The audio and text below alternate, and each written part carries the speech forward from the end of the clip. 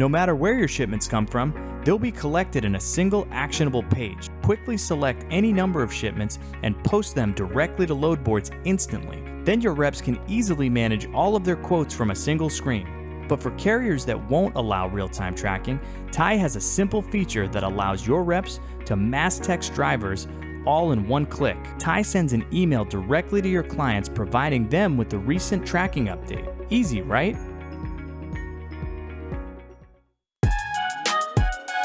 I got friends only wanna talk business. I got expensive, cause winning's expensive. I got expensive, cause winning's expensive. I've been reading all the war, and I've been shutting down the stars. And welcome to Put That Coffee Down, the freight sales show for closers. My name is Kevin Hill. I'm your host today, where we're going for the next half hour. We're going to talk about sales, talk about enterprise sales. We're going to talk about, what it means and what the differences are between moving some of a customer's loads and then moving them all, and kind of the different sales strategies and what you need in place, the processes that you must institute to make it a reality instead of just a dream. And we're going to do that with Justin Smith over at Concept Logistics. He's a VP of strategy there. He'll come on in just a few minutes to talk about that. But first, let's talk about F3 to begin with. We're about 2 weeks away. Actually, 2 weeks from today, we will be live. Put That Coffee Down at F3 here in Chattanooga, Tennessee. And if you haven't bought your ticket yet, go ahead and do that. Buy your ticket. Join us here. You see all the great sights of downtown Chattanooga right there. So November 1st through the 3rd, that's Monday through Wednesday. And we'll be announcing, of course, Freight Tech 100, that those top 25 companies on November 3rd. So we have great speakers, great sessions, great concerts, and great events all through downtown Chattanooga. So join us for that. You can go to live.freightwaves.com and purchase your tickets today, book your hotel rooms, book your travel, and join us there in 2 weeks. It's coming in hot, and close now. So excited to see that. Let's talk about the market too. Because I saw this week we went below 5% on outbound tender rejections, which is surprising. I mean, it's about levels of 2019, so it's like deja vu all over again. What Yogi Berra said. So if we look here are the seasonal trends, and what we have in the white is this year, and we are sinking down into the 4.5% range. The red line is 2019. The blue line is 2020. As you can see, coming out of the pandemic and the raise in outbound tender rejections means the market got really tight.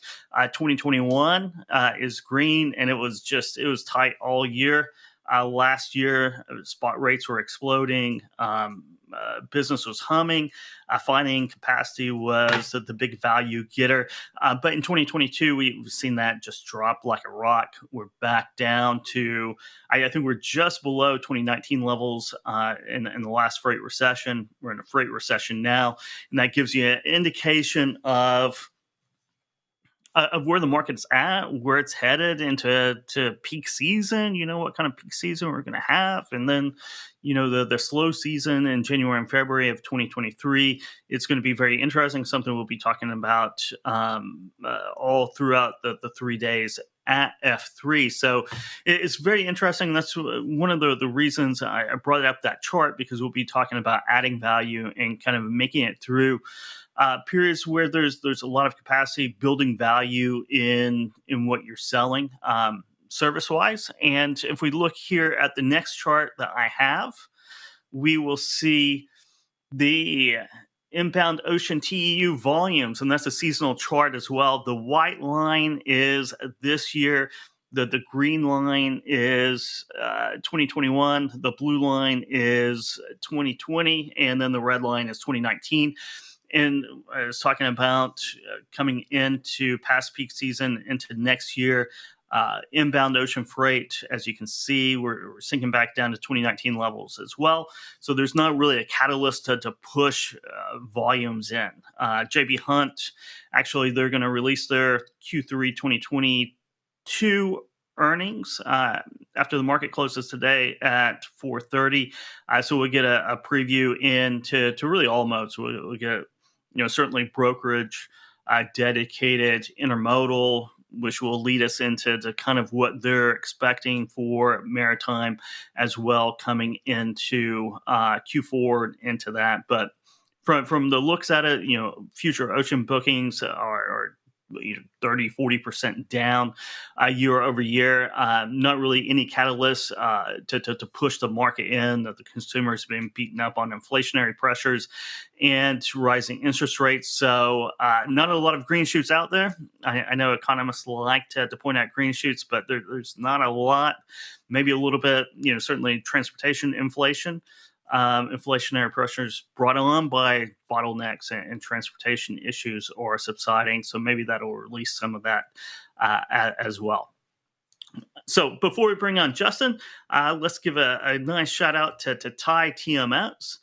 Thai TMS saves 3PLs and brokers an average of over 2 hours a day per rep with a smooth workflow designed to help you speed up your process and scale the growth of your brokerage.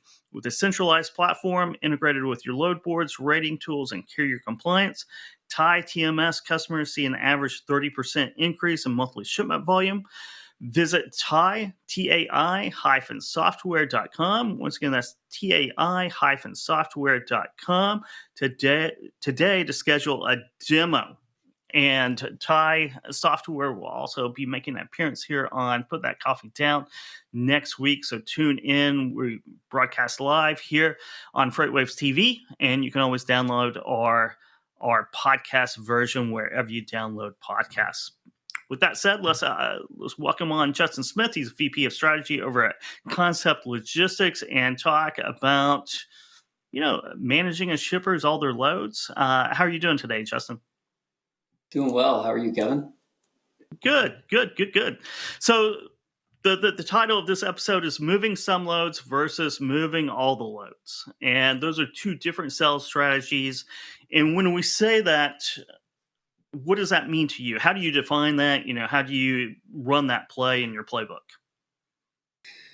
It's definitely a different play, and it's an aim for most brokers, or it should be, to increase market share with them. I do have to actually give a little shout out. I like that our sponsor is Thai. That's a TMS we use to actually implement full management capabilities with a lot of our shippers. So we are doing a lot of full LTL truckload management through Thai. It does help us capture all the shipments and everything. So it's a different approach because it's a slower sales cycle, but we actually are implementing ways we'll grow our pipeline more aggressively in the spot market, adding value along the way to lead to more, strategic consultative discussions. So that's kind of your entry into the door is moving those spot loads. I guess that's the natural evolution for every freight brokerage, right? You go in and you get what you can get. A lot of times that's transactional, very spot oriented loads to really prove yourself, earn that trust, earn that credibility to then open discussions up into more collaborative ways. Exactly. If we're doing our job right, we're learning a lot through the spot market approaches that a lot of these shippers apply. And, some are comfortable doing it the way they're doing it. And, some of them belong in the spot market because of the nature of their business, but some are doing it because that's the way they've always done it. And, if we spot some trends and some benefits to finding dedicated carriers, that FreightWaves, that first graph you showed, is something we use with the customers as well. Just when the market falls out, these customers, we bring our pricing down with our dedicated carriers, but not to the bottom, not to the floor. Mm-hmm. Same way when the market goes up, they're not paying the peak because those carriers, want to keep that consistent freight, in a dedicated fashion. So, So yeah, we deploy a lot of these strategies using great tools and great resources to actually take volatility out of the market. Yeah, I guess everyone always has a plan intuitively, right? When the market's hot, when capacity is tight, everyone talks about planning and strategy, but you need a plan and strategy when the market's loose like it is right now. Or, and I say this all the time, you're just going to repeat the same mistakes because every 12, 18 months, 24 months, whatever that cycle is, you go through peaks and troughs in trucking. It's in logistics. It's very cyclical, and there's not a lot out there that is changing that cycle between supply and demand. So if you're not thinking about strategy, if you're not preparing for the tight times, the tight markets when you're loose, if you don't have a strategy, if you don't have a plan, um, you're just going to repeat the mistakes all over. Absolutely. Yeah. That's that's actually what we use your information for, along with our history. Yeah, we try to teach a lot of the shippers that there's three parties in these transactions, not just us as the broker, but the carrier. You don't want to put the carrier out of business, or else then when pricing gets flips in their favor, it'll hit even harder. It will, a lot of shippers and just everyone in the marketplace. Not everyone, but a lot of people in the marketplace. You find these participants who kind of when when the market's loose, they enjoy the status quo. They're like Braves fans who can accept that they lost to the Phillies, like the guys back in the TV control room who are telling me go Braves right now. But you're just living in denial, and denial is not just a river in Egypt; it is denial. So. And that brings us back, strategies for becoming an exclusive provider to a customer. Can you describe, the terminology you kind of use for that, and the strategy, and kind of who would be a good target market? Go through just your playbook on that. Absolutely. So you'll hear terms like single sourcing, freight under management, full freight management. Some will call it a version of like enterprise accounts or enterprise sales. So 4PL? we actually 4PL, kind of another term for that. That is one of the capabilities of full management type of accounts we go after. Mm-hmm. We actually try to buck the mindset. We hear a lot, I don't want to put all my eggs in one basket. And, that typically comes from a lack of trust. So, we call it full management. You'll see single source solutions listed on our website and things like that. But, there's a variety of names for it. So, so dedicated, what do you call it internally or externally as well? Yeah, we call them full management accounts, or we actually use our service levels to articulate the difference between some of our spot market customers. So we have silver, gold, diamond, and platinum. A diamond customer is dedicating all of one mode to us, like all their truckload or all their LTL, where a platinum customer, it's everything, inbound, outbound, all truckload, all LTL for, all of their North American shipments. So we can even help coordinate other partnerships with freight forwarders, warehousing, and a lot of those types of things. So tell me a little bit about, internally, kind of the commitment it takes to change your sales approach. Because if you're transactional, or if you're going after transactional business, or, just traditional freight brokerage, even if you're going after a contract business, a few lanes here and there, it's a very different sales approach, sales cycle, philosophy, and internal commitments than it is to institute kind of transportation management, because that's a longer sales cycle.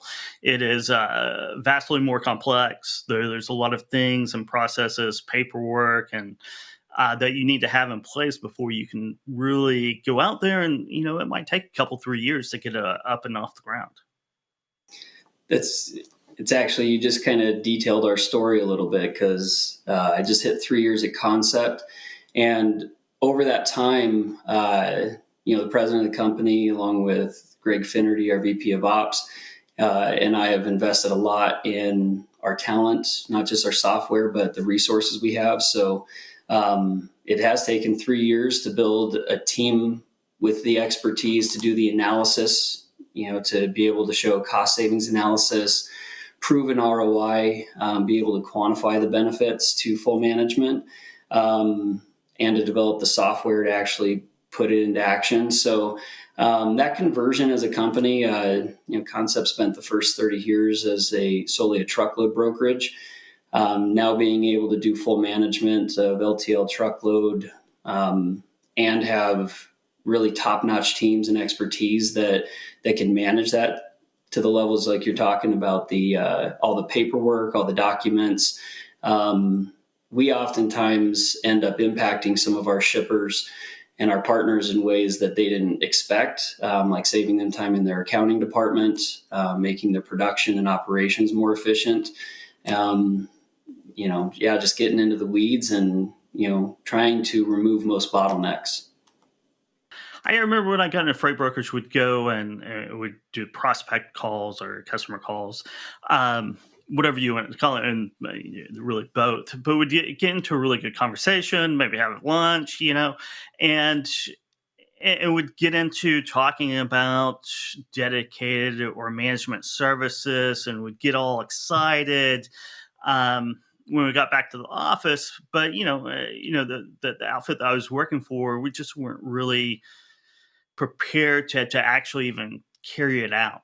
It was more of a hope and a dream than reality. Legalistically, and because we talk about documents, process, things, but kind of on the agreement side, I mean, there's a lock-in period. There's a lot of NDAs and disclosures and data swapping that needs to go back and forth. I mean, how do you start from scratch and kind of build something like that up as you're going through going through your own process and business plan to get this off the ground?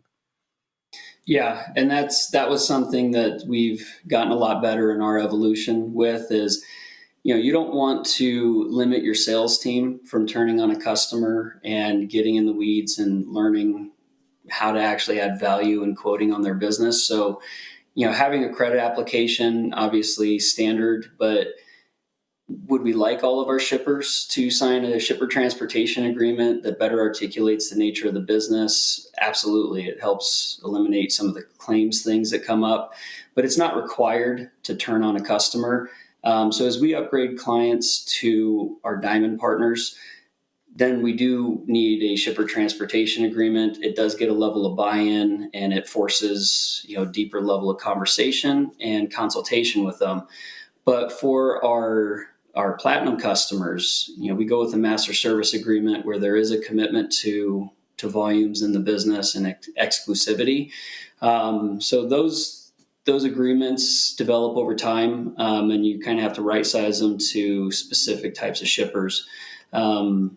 But yeah, that's been a big evolution, because again, you can slow down a lot of the processes with your sales team, when really you need to be opening them up, getting them in the door, and constantly planting seeds that there's a better way and that we can actually take this further. So yeah, I guess one of the things that I guess one of the things you don't want to do is take a great salesperson and have them reviewing legal documents all day, right? Agreements and NDAs and your master service agreements and things like that. I mean, that's not what salespeople do, but it's a long process. It's a long process. You have to keep on top of it. It's slow moving in a lot of ways, but if your salespeople are just grind to a halt from outbound prospecting and building a book of business, negotiating terms with legal teams and redlining documents, it's counterproductive, right? Very much so. And that's one of the biggest reasons why we've built or invested so much in some of our resources. Our director of procurement, Shelley Becker's been in LTL for 28 years. She's great, great person to bring in to line up pricing for shippers' specific profiles. Our solutions engineer has been in the industry for 38 years, done lots of connections. So we don't want to tie up the sales reps in the integration discussion. So we have resources to take that and run with it, because that can take weeks. We try to free up the sales team, which is led by an 18-year vet, John DeVenny. He's doing a great job. He's a great resource to them to turn on the business, but then to also escalate it and bring other resources in. And unfortunately, it's currently my job to review the contracts and do those negotiations. So, once some of our sales reps get us into the discussion with the C-suite, that's really where we bring, some top-notch resources and approaches to the table. And sometimes we have to say no, pump their brakes, be pretty. If we know best practices to get the results that they want, sometimes we have to be able to tell them that, no, we do need that data in order to make sure there's no blind spots. Justin, let's switch gears just for a second. We have 2 or 3 minutes left here, and talk about the LTL market. I know more about the full truckload market. I never really brokered LTL. It's just all a confusing price scheme with a lot of acronyms to it. But from certainly the public companies and people I talk to, the LTL market is softening a bit. It's been slower and probably not as deep as full truckload that started back in February and March and has just kind of tanked over 2022. What does peak season look like? What are your expectations for peak season LTL moving into 2023? Oh, there's definitely better people to ask than me on this on my team, but I know it pretty well. So when it softens up, it does make it easier for a broker our size to get to establish tariffs and blankets with the carriers. When it's tight, they don't really need a small broker's couple $1 million to spend with them. So that's what our director of procurement does, is work with the customer on customer specific tariffs, or work with the carriers on that. They perform better from rebill percentage and everything, because it's specific to that customer's profile. But so those are easier to get year round. When it tightens up, it's not the best time to be asking for customer specific tariffs, much less the blankets. We should see some of the carriers' performance improving. But then again, Q4 will tighten up towards the end of it. That's what I typically see. I'd love to get some other experts. We partner with a lot of good people, and we have some great resources on our side that can go way deeper than me. No, I understand. Definitely. On the full truckload, I mean, what are you guys seeing out there right now on full truckload? Kind of, from conversations with customers to carriers to what's the sentiment out there? Yeah, definitely softening in the market. Rates are going down. We're trying to prepare our customers that you don't want to, it's not about how low you can go. You don't want to lose a good carrier chasing price, and then when it goes back up, that carrier, feels like you burned them. So yeah, we're seeing a lot of that. It is easier to cover the freight right now, which is great. But I don't mind the competition. I'd like to see more volume, because it, sparks the growth we need. We need more carriers entering the market, not hesitation of drivers and carriers to get in here. So, we're seeing the softening that you're showing in your data. Greg Finnerty can probably even go way deeper on that. He's even closer to the tactical day-to-day trends. But on the strategy side, I'll get back to the strategy side. On strategy, there's a reason why it's important to have different service offerings than, I'll move this load for you. More on, to get away from the transactional, get away from the price-based conversations and adding value and full service value is certainly one of those hallmarks. Thanks so much for joining us today. How does our audience reach out and learn more about Concept and contact you directly, Justin? Yeah, you can reach me at jsmith@conceptintl.com. Go to our website, conceptlogistics.com. Yeah, you'll see us around on LinkedIn and stuff. We're going to be turning up the volume here in 2023. Perfect. Thank you very much, and look forward to seeing you this year in 2023 and how that all pans out for all of us. Thank you again. Yeah, definitely, Kevin. Thank you. This is Justin Smith. He's VP of Strategy over at Concept Logistics. You can reach out and contact him directly with any questions. But that's going to kind of wrap it up for this episode of Put That Coffee Down. Once again, we're about 2 weeks. We are 2 weeks away. I keep on saying about. We are 2 weeks away from F3.